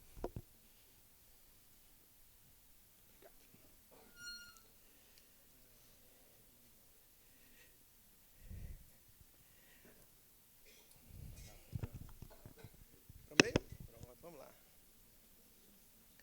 Obrigado. Tu abre mais um espacinho? Pronto. Ô, Mônica, tu me dá isso.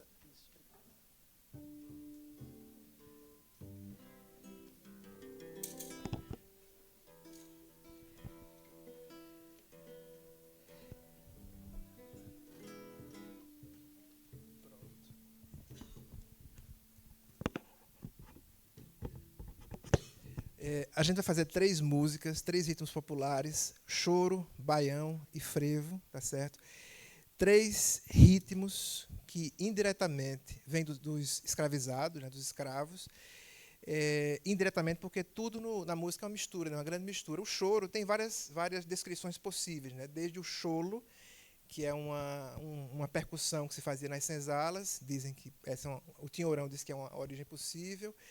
Outros dizem que é por conta daquela maneira melancólica de se tocar própria lá do Rio de Janeiro dos anos 20, na época do Calado, né, se diz, né, que é o criador do gênero. Enfim, mas de toda forma são de pessoas pobres das comunidades do Rio de Janeiro que produziram esse som que é infinito. Esse choro é de Pixinguinha, tá certo? Que é considerado o maior de todos os chorões.